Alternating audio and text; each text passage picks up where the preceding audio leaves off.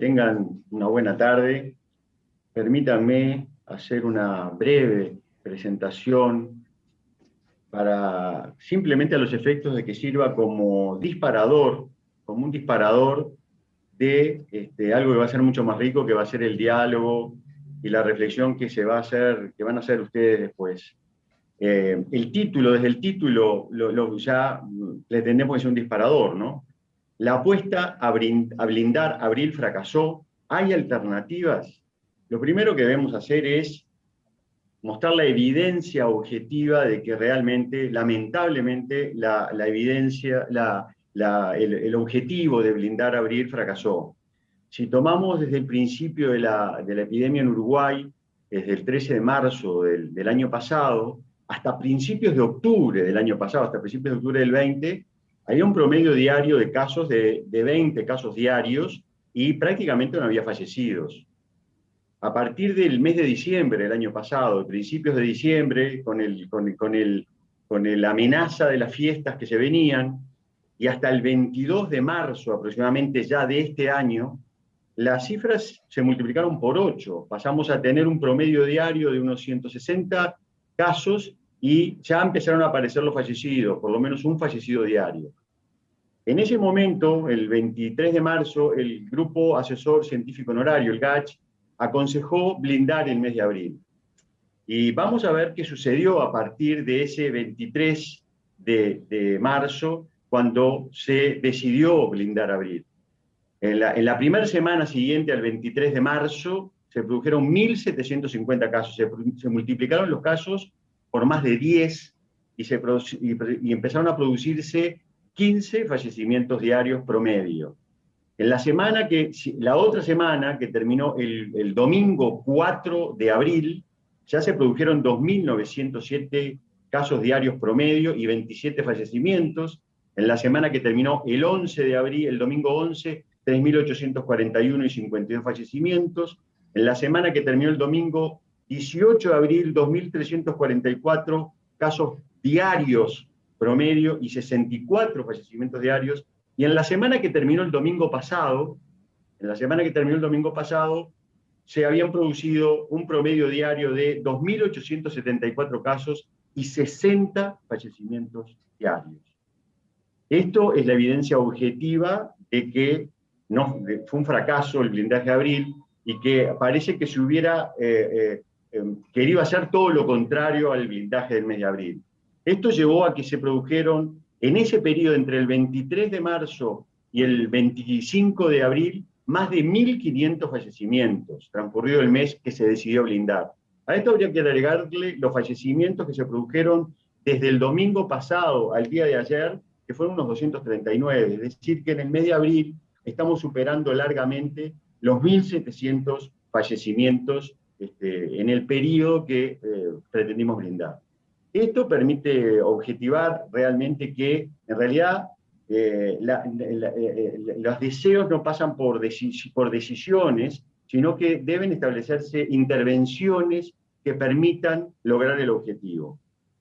¿Hay alternativas? Es la otra pregunta. Hay evidencia científica de que ninguna medida por sí sola va a generar un control efectivo de la pandemia.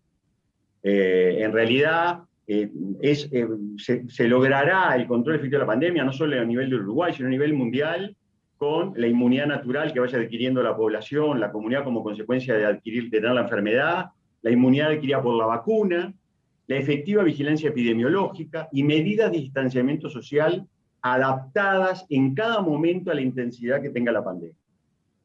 Con respecto al punto 3, que es la efectiva vigilancia epidemiológica, Uruguay venía muy bien en este tema, y lamentablemente en los últimos tiempos se perdió el hilo epidemiológico, se decidió no seguir el pesquisaje, y además hubo algunos cambios en los exámenes, en las pruebas que se utilizan para detectar casos y contactos, que ponen en duda que podamos continuar con una vigilancia epidemiológica eficaz.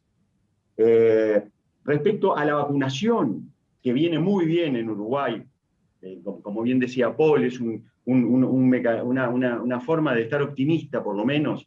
La vacuna es sin duda la mejor estrategia que va a lograr limitar el avance de los contagios. Ahora, debe tenerse claro que para que la vacuna logre los resultados pretendidos debe lograrse la inmunidad de rebaño, que está más o menos calculado que por Uruguay sería las 2/3 partes de la población, y estamos bastante lejos de alcanzar esa inmunidad de rebaño, y lejos nos referimos en el tiempo, ¿verdad? Se van a requerir meses para alcanzar esa inmunidad de rebaño, o sea, para ver los resultados de la vacuna. El propio Gach ha dicho que se va a ser difícil ver un descenso con resultados de la vacuna en el próximo mes, en el mes de marzo. Entonces surgen dos preguntas. ¿Es razonable y ético esperar, sin implementar otra intervención, a que se alcance la ansiada inmunidad de rebaño? ¿Es responsable resignarse y acostumbrarse a decenas de muertes evitables a diario de compatriotas mientras se alcanza la inmunidad de grupo? Una de las medidas planteadas es la tan discutida medida del aumento del distanciamiento social en muchos aspectos, cuyo objetivo, el objetivo de estas medidas es que se diluya el pico de la pandemia, lograr que baje el pico y que se reduzca. Y existe evidencia científica que esto ha funcionado en muchos lados. En otros lados no ha funcionado, obviamente, porque seguramente no se implementó bien, pero en lugares que se implementó bien, hay evidencia científica que ha funcionado, y un ejemplo de ello es Israel, que logró achatar la curva no solamente con vacunación. Y el otro elemento que hay que tener muy en cuenta en esto, que las medidas de distanciamiento social no dependen exclusivamente de la innegable responsabilidad individual. O sea, existe claramente la responsabilidad individual y es muy importante, pero no pasa exclusivamente por ella. Las medidas de las que hablamos cuando hablamos de distanciamiento social, estamos hablando de cierre de bares y restaurantes, cierre de comercios y shoppings, restricción de la movilidad en determinados horarios, o restricción de la movilidad en determinadas zonas, o para determinadas zonas. O sea, existen múltiples mecanismos para ejecutarla. Estas medidas de prevención, de supresión, en realidad el gran efecto es hacia los más débiles, hacia las personas que son más susceptibles para adquirir la enfermedad o incluso para morir, que son las personas habitualmente que tienen comorbilidades o que tienen otras vulnerabilidades sociales que hacen que sean más susceptibles. Está muy claro que estas medidas de distanciamiento social, estas medidas preventivas de supresión, si bien tienen sus efectos positivos, son difíciles de implementar, son incómodas para la población, a nadie nos gusta, y lo más importante, afectan económicamente a una comunidad. Ahora bien, debemos tener claro que lo mejor para cualquier virus es mucha gente, muy junta y moviéndose.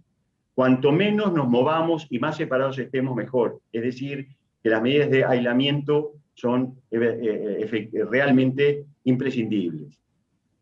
Cierto es que sí, van a afectar económicamente, eso tampoco hay ninguna duda. Ahora bien, esto, que las medidas preventivas afectan económicamente, es conocido hace muchísimo tiempo, y no solo para coronavirus, para cualquier intervención preventiva a nivel poblacional, a nivel de salud pública.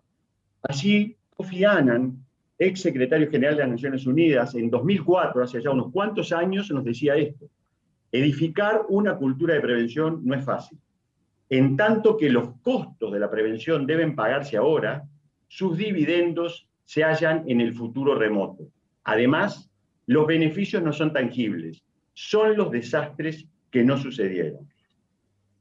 El segundo punto que queremos tratar, y que está bueno para verlo en esta mesa de diálogo, es la responsabilidad individual, que fue un tema muy traído en los últimos tiempos y discutido si con la responsabilidad individual alcanzaba o si había que agregar más cosas. Este también es un tema que ha sido ya laudado por la salud pública y la salud colectiva. Geoffrey Rose, el padre de la medicina preventiva moderna, un epidemiólogo de la Universidad de Oxford, nos decía en 1992: no tiene mucho sentido esperar que los individuos se comporten de manera diferente a sus iguales. Es más apropiado buscar un cambio general en las normas de conducta y en las circunstancias que facilitan su adopción. Y esto es porque la salud está fuertemente determinada por el entorno en que vivimos, en el que trabajamos, en el que cómo nos alimentamos, cómo nos movemos, cómo disfrutamos de nuestro tiempo de ocio. No depende exclusivamente de decisiones individuales, sino que está determinada por factores sociales, culturales, económicos y medioambientales. Tal es así que En la Unión Europea, que hace ya unos cuantos años tiene una política de inclusión de las políticas de salud en todas las políticas públicas, en una declaración de Helsinki en 2013 decía: la salud de las personas no es solo una responsabilidad individual o del sector salud, sino que también implica cuestiones políticas más amplias. En suma, está laudado por la salud pública, por la salud colectiva, que la responsabilidad individual es necesaria, pero aislada es absolutamente insuficiente.